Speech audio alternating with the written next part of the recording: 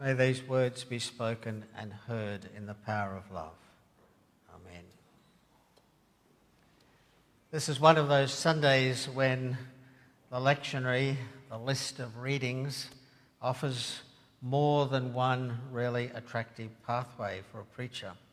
In the Old Testament reading, we have the classic tradition of Moses encountering God at the burning bush, while in the Gospel, we have Jesus calling on those who would be his followers to take up their cross and follow him.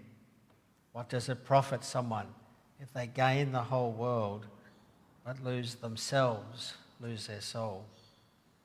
So each of the readings is really rich with material to work with, but you don't want two sermons, so I'm just going to run with the Moses one this morning. Okay. If the custodians of St. Catherine's Monastery at the foot of Mount Sinai are to be believed, then I've seen that bush with my very own eyes. But notice how I started that sentence. If they're to be believed, I've seen the bush. During one of several visits that I was privileged to make to St. Catherine's and to Mount Sinai about 30 years ago, when I was young enough to run up and down the mountain in those days, I'd be hard up walking up the mountain today. I went into the chapel of the burning bush, which is inside the walled compound at the monastery. And there inside the chapel, we were shown a small bush growing against the interior wall, and we were told this was indeed the bush through which God had spoken to Moses. And part of the bush, a much larger part of the bush, is growing just outside the wall of the chapel. When we ask our hosts and the guide how the bush came to be growing inside the church building rather than beside a wadi where a shepherd might take his father-in-law's goats, we were assured that the bush had once been outside but had been trained to grow inside the building by the monks over many hundreds of years. That was the story. I'm not really all that interested in the historicity of the Exodus traditions, including the stories about Moses in the desert, but I'm even less interested, of course, in the pedigree of the little green bush inside the chapel of St. Helen, or the chapel of the burning bush at St. Catherine's Monastery. What does interest me, first of all, is the way that God is spoken about in this story. And secondly, the kind of religious experience or religious perspective which this brief passage in the Old Testament has encouraged us to embrace for thousands of years, really. The history of both Judaism and Christianity has been largely a story of people seeking to capture and to define and control how God is best understood and also how God is best experienced. This mattered to us. We wanted to get it right, and so we've taken it very seriously. We've written between us millions of words in theological documents and church liturgies to ensure that there could be no ambiguity about what is expected of people, whether what to believe or how to act. And of course that no deviation from the approved interpretations would happen.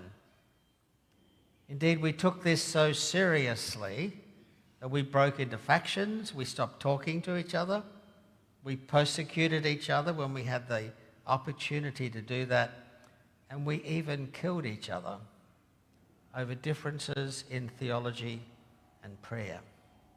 And all of this is to our shame and must never be forgotten when we're tempted to criticize other people who are sometimes drawn to religious violence in our own time. We've been there as well. Even Anglicans.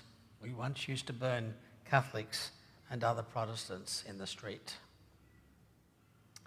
So let's go back to Moses and his amazing combustible shrub, a bush which was ablaze with fire but apparently was not being consumed by the flames. No wonder the shepherd out with his father-in-law's goats, thought this was something worth turning aside to have a look at.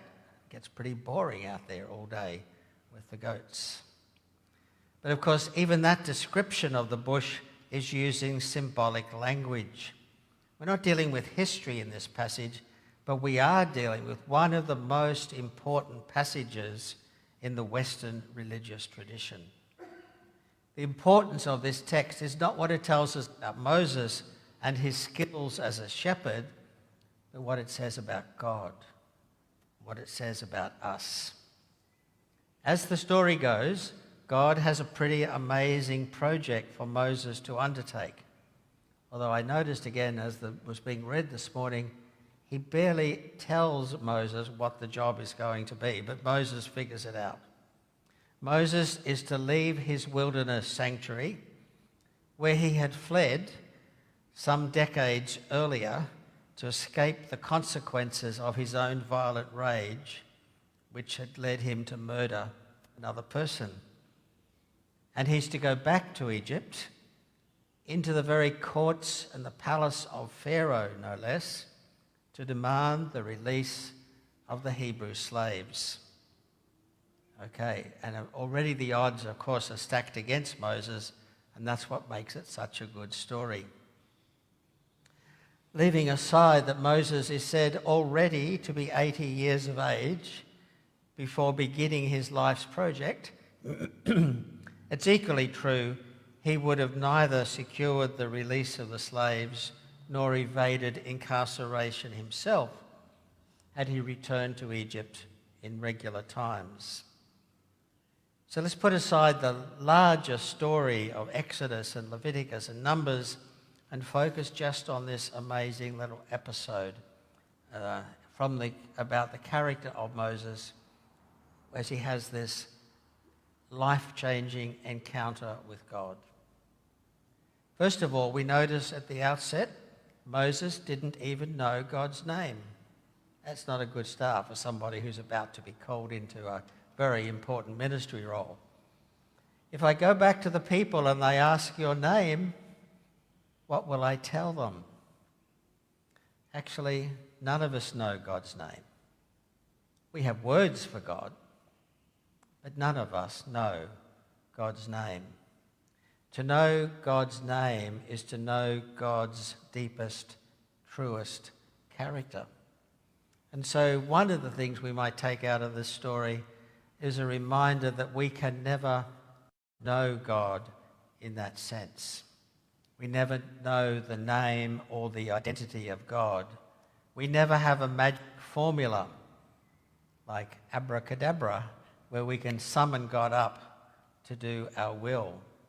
God is always beyond any name.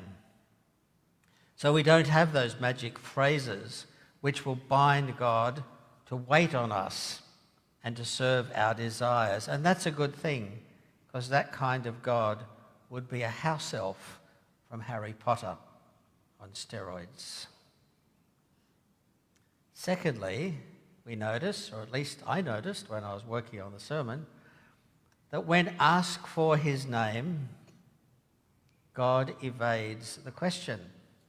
And the answer that's given is not exactly a name. God is not going to be defined by the past, nor constrained by any label moving into the future. I am who I am, says God when speaking English. In the Hebrew, God says, Ehya, Asher, Ehya. And Ehya is clearly the verb to be, what in English is I am. Probably best translated as I shall be what I shall be. Now that's an evasive answer. Don't try that if the police stop you and ask for your identity. It won't work, okay? But this is God's story, so he's allowed to do that. So firstly, Moses didn't know God's name. Secondly, the answer God gives is actually not really an answer at all, but it's something a bit different. And when finally God does give Moses a name, Yahweh, which comes from that same verb, echia, which we heard twice over in the theophany at the burning bush, the meaning of this new name is itself tricky. It's to be inferred from the words of Revelation, which, as I've said, are simultaneously words of evasion, open-ended futures, and of possibilities beyond comprehension. So the name which is given is not so much an answer to Moses' question, but an invitation to enter the mystery which is God, and all that God will become and we will become in God in the future. And that divine freedom is the third thing I would draw out of this story this morning. When the haunting Hebrew words echia, asher, echia were first translated into Koine Greek, Common Greek, not long after the time of Alexander the Great, as always happens with translation, something was lost. As those Hebrew words passed through the filter of Greek language and Greek culture, divine disclosure and presence changed as well. Instead of I am who I am, or I shall be what I shall be, in Greek, the ancient Septuagint version, we find I am the one who is. They've tried to massage the text and make sense of it within Greek philosophical categories. The focus moved from action to being, from relationship to ontology. And even that ancient attempt to define God, of course, fell short. In this ancient tale of the great encounter, the encounter between the conscious human and the vast reality which is God, we don't find a lot of words being used, except by God. Moses is mostly silent as he takes off his sandals to acknowledge that he's in the presence of the God beyond all words. And it seems to me, as I mentioned at the beginning, it's good for us to be silent sometimes in the presence of the mysterious one. We have filled our liturgies with words, words, words. We have prayer books that are jammed with words for hundreds of pages. In many forms of contemporary Western Christianity, it seems that everybody needs to be talking at once and in some places, all the time at once.